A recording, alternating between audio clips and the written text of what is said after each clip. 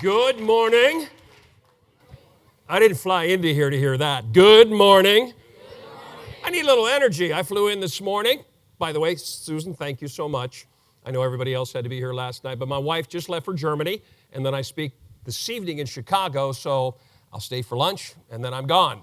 Here's the number one question. Everybody wants to know after my introduction, how did you become a national comedian, a best-selling author, and a motivational speaker? I started out 39 years ago doing this.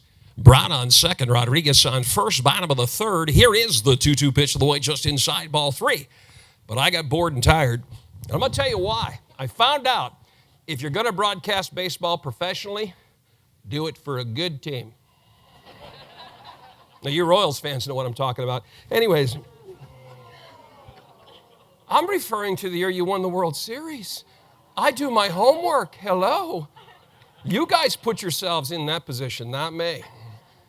Anyways, I spent time broadcasting. I went into the greeting card industry, and when I was there, it was kind of funny because I worked for a division of another company of a division of another company. Let's just say this.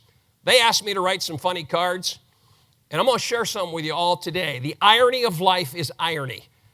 They want me to write funny cards. They asked me, they said, would you consider writing some funny cards? And I said, no. They said, but you're funny, you're creative, you're a great writer. I said, well, guess what's going on in my personal life? See if you figure it out. Back then, a woman, irony, who I now refer to as the boy's mom. I'm going through a divorce, and I'm angry. I wrote 2 cards. They never got printed. I thought they were hilarious. See what you think. On the first one, on the outside, I wrote, I'm miserable without you. And when you open it up, it said, it's almost like you're here. What's wrong with that one? Look at some went boo, and some are like, hey, I'm going to take a note on that one there. The other one was a little bit sharper. Remember, I was angry. On the other one, I wrote, when we were married, you promised you'd die for me. Now that we're divorced, keep your promise. But anyways, I spent 11 years there. I met somebody that influenced my life a great deal. Anybody that knows me and has heard me speak, anybody who's seen me on YouTube knows that I refer to a woman that you're going to hear something momentarily that makes my list of 5 people. Before that, let me introduce my family. That's one reason why I flew in here today. My wife is on her way to Kirchberg, Germany, by way of Frankfurt. We are expecting our 7th grandchild. So, because I have a 10-year-old grandson, I have a 6-year-old grandson, I have a 4-year-old grandson, I have a 3-year-old grandson, I have a 6-month-old grandson, and a 2-year-old granddaughter. Last Christmas, she was opening gifts, and all the boys are watching, going, hey, Poppy, where's our gifts? I said, Princess got it all. But this will be our 2nd granddaughter, so my wife, and I thank Susan and Red Propeller. I just stayed with her because she was flying over there, and I love children. And single father. In the divorce, I raised 2 boys from the time they were small. They are now 36 and 34. I also have a 29-year-old bonus son. He is the one that is going to be the dad. He is over there teaching German at a German university. He is UNC grad, teaches German at a German university. His wife is German, and she teaches English in the same university. During the next break, get your head wrapped around that, because I still haven't figured it out. But anyways, I love them to death. My children are different, and that's all I'll say. They are different. My oldest son graduated high school, the salutatorian, graduated college, magna cum laude. He's got perfect hair, perfect teeth. He's a perfect child. As a single father, I had Josh. Josh was in the 3rd of the class that made the upper 2/3 possible. And I hate to say this, but this is a fact. The closest he got to 2.0 in college was blood alcohol. This kid was a piece. By the way, some of you in here, have you ever been around a person that sucks the life and energy out of everything? Anybody ever work beside these people? Who's sitting beside that person right now? You guys are bad. I saw one person do this. Anyways, I love my children. My wife sends her love. As I said, she's literally on her way to Germany, flew out this morning, and she is a retired flight attendant. 2nd date is when I knew I would marry her. 1st date, disaster. What was the disaster? Took me to a French restaurant. I don't know anything about wine. Nothing. I'm from Pittsburgh, Pennsylvania, the home of the 6-time world champion Pittsburgh Steelers. I drink beer. It's blue collar. And I don't drink Schlitz. I don't drink Coors Light. I don't drink Mich Ultra. If you're going to have a Mich Ultra, have an Aquafina. Call it an evening. First date, you know when I ordered her? Because the maitre d' looked at me and said, perhaps you'd like to order wine. Of course, I said perhaps I wouldn't, but that's just, you have to know me. And then I finally ordered. I'm looking at this list. I didn't even know what to say. And I finally said, yeah, just bring her a glass of that Pinot Noir. True story. And he goes, it's Pinot Noir. I said, well, we'll go get it. And then I said to her, I said, I'm sorry, I didn't know if you wanted Merlot, Cabernet. I said, I have no idea. Disaster. Second date, I put her on my turf. What's my turf? That's a hockey game. That's hot dogs, nachos. But when I looked at her, I went, oh. Second date's what she was wearing. Blue jeans and a baggy sweatshirt. And I knew she was going to be my wife. I looked and said, oh. It's what the sweatshirt said. Second date, true story. I'm looking at her sweatshirt, reading it, and I'm mesmerized because I'm going out on a date with a flight attendant. This wearing a sweatshirt said, marry me, fly free. I did, and I do. There's still two of you concerning me. You're sitting there like this. He don't have a PowerPoint. Nope. Don't even know. I don't even know what the timer says. Susan's like, would you move behind it? I don't need you to say, this is not interactive. I don't need to know. But anyways, love my life, love my family, love my wife. My mother sends her love. Mom's never been to Kansas City. Here's all she wants to know is, who are you? My mother's a King James Version, front row Bible spit and spew in John 3:16. For God so loved the world, you better have your life right Baptist. You ever sit beside my mother in an airplane? I'm going to make you one promise. You're meeting God. Took her on a Southwest flight. How many ever flown Southwest out of MCI? Yeah, Southwest Air. And by the way, I love MCI, but I've never figured it out. It's kind of like Denver. Why do you put the airport way? My wife, I called her a minute ago. She said, what are you doing? I said, I'm getting a connecting flight back to Kansas City Airport. She said, you're in Kansas City. I said, you've been here. You understand. But anyways, my mom says, what are they like? I says, Mother, you would like them. Midwest. My mother just wants to know, but I was flying one time with her. We were on a Southwest flight. This is gospel. Walk on the plane. I sit down. There's nobody beside me because nobody ever sits beside me in a Southwest flight, ever. I do things. How many of you have ever done something to keep somebody out? Yeah. What do you do, ma'am? Well, we can still see you. Just throwing that out just for clarification.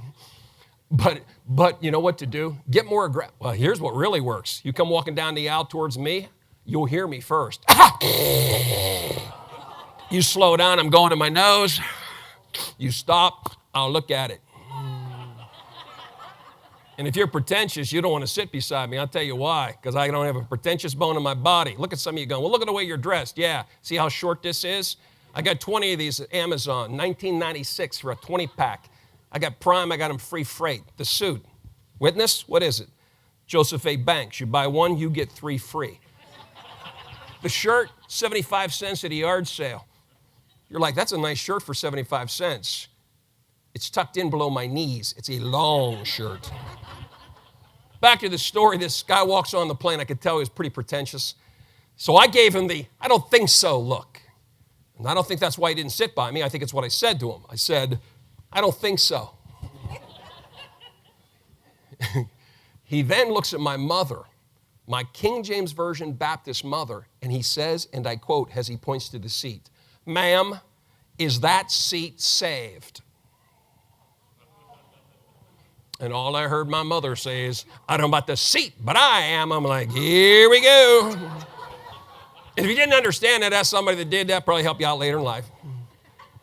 But I transitioned from my mother to another woman that was on a list that I'm about to ask you a question about. One of the things about corporate America, one of the things, whether you're a for-profit, not-for-profit, large or small, I've always wondered if people even understand why they do what they do. I did an event recently. I was in Naples, Florida. They said they had 7 core values. I watched the president of this organization ask the people, how many of you know our core values? I saw a deer in the headlight of over 210 employees. But then you should have seen their face when I got up there and I started to say about accountability. You see, accountability is what I learned when I was in my corporate job from my secretary. Then I talked about honesty, and then I talked about integrity, then I talked about stewardship, then I talked about teamwork, then I talked about trust. I named their 7 core values associated with somebody that was in my life that impacted me, and now it was game on. Why? Because 210 employees didn't know their core values and their guest speaker did. When did I learn them? That morning. How did I learn it? Because to me, what comes from here never hits here.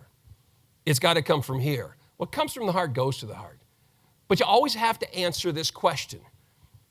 It's the why. Why do you do what you do? So I'm going to ask you another question. I want you to think of 5 people that made the biggest difference in your life. 5 people. Who would you write down on that list of 5 people that made the biggest difference in your life? Beside their name, I want you to put a word. Put a word beside their name that is reflective of what they gave you. For example, number 1 on my list is my mother. The late Zig Ziglar used to say he was absolutely honored to have been raised at the knee of a very highly Christian principled woman. My mother, beside that name, I use strength. My mother, at my worst time, that divorce with those 2 children, I said to my mom, my life is over. She said, it's just starting. She pushed open the door. I'll never forget that night in my apartment. My kids are sleeping on twin beds that my aunt had given to me. And she said, that's your why. Every day you wake up, that's your why. See, so many people have mission statements, vision statements, core values, and they don't know why they do what they do. So I'm going to ask you again, think about 5 people that made the biggest difference in your life and ask yourself, what did they give you? Number 2 on my list is my former secretary. Spent 11 years in corporate America, 3 of them as an executive. As an executive, I was assigned a secretary that by the time I would leave, and 2 years ago, the Globe and Mail in Canada, I described her as the greatest leader I ever knew. Why? Because leadership is not by title, it's not by tenure, it's by influence. The great author, the great speaker, John Maxwell, the author of 32 books, he wrote the 21 Irrefutable Laws of Leadership, and he said, you define leadership one way, influence. How much influence did she have? When I spoke at my secretary's funeral, 803 people walked in a church in San Diego to pay tribute to her. She never had a business card. She never had a door shut to her office. She makes my list of 5, but she becomes number 2. Also on my list is a 6th grade teacher. But I don't want to go into who's on my list. What I want to share with you is that there are 3 things that I believe make the biggest difference. You see, when I speak, and a lot of people, and I'm known, Susan, her family knew me because I wrote a national best-selling book called Enjoy the Ride. It's not how you start this life. It's not how you finish this life. The true joy of life, it's in the trip. I wrote another book called Hide Your Goat. Strategies to stay positive when negativity surrounds you. By the way, a little sidebar to this one. When that book was released, I was in Chicago doing a book signing. A woman walked up at a Barnes & Noble on Michigan Avenue. Here's exactly what she said to me as I went to sign it. She said, my daughter's in agriculture. She said, she raises goats. She said, do you think this would be a good book for her? And of course I said, absolutely. You ever been around a person who doesn't get it? I'm thinking, what part of that goat? I thought, forget it. But all of a sudden, I wanted to know what differentiated organizations. I wanted to know what separated companies. I wanted to know why Southwest Airlines became the most profitable airline in the world. I wanted to know about the fast food industry. I wanted to know about In-N-Out Burger in California, the most profitable fast food restaurant. I wanted to know about Chick-fil-A.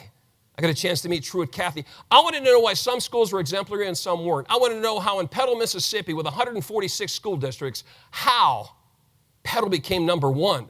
Because when you drive around Petal, Mississippi, it makes no sense. Makes no sense. But here's what the superintendent said. We make a huge difference because we tell our teachers, you must be the difference, and we make no excuses. You see, there are 3 words that Margaret gave me, and the reason why she's on my list of 5, here they are. Purpose, passion, pride. Purpose is what drives you. Passion is what fuels you. Pride defines you. You ever been around a person with no passion? I had one just Saturday. It was in a McDonald's. Here's what I got. I have no idea what he said. So I gave him my order. I said, you want a chicken fried? He said, is that a beach order? I said, I want a chicken fried. Third thing he said ticked me off. He said, pull around, there's something wrong with the speaker. Really? Went to a Taco Bell one night. You know what the kid said to me there? Great customer service. Sup? I said, what's up? He said, you need something. I said, I want a beef burrito, but I'm worried. He said, what are you worried about? I said, I don't think you have the energy to actually go get it. He told me he was burned out. I said, you're not burned out. He said, how do you know? I said, I don't think you've ever been lit. Purpose is our drive. Passion's our fuel. Pride defines us. What is pride? People tell me that integrity is what you do when no one's watching. Let me tell you what pride is. Let me tell you what makes a difference. Pride is what you do when no one's watching that you don't have to do. Tonight, I will speak in Chicago. I will stay at one of my favorite hotels. And in the morning, I will take my towels, my washcloths, my hand towels, and I'll put them up on the sink. You're saying, well, you must be, I'm not OCD, and I'm not an anal-compulsive organized perfectionist. I'm a person who has a wife that I just sent on a plane to Germany, and I would no sooner throw a dirty towel down by a dirty toilet and say she'll get it than I would at the hotel I'll stay at tonight. You see, that's somebody's mother, that's somebody's aunt, that's somebody's sister. That's somebody that I will write a note to and say, thank you so much for making a difference. And then I will leave her a $10 bill. I'll never see her again, but I don't need to. All I need to know is that I've influenced someone in a positive way and made that difference. You see, because it really is about purpose. That's why we do what we do. And our passion, the fuel, but it's the pride. It's the definition of who we are. As speakers, it's a definition of who we are as meeting planners, HR directors, whatever your title is in whatever organization. Take pride in what you do. Thank you so much for having me. And God bless.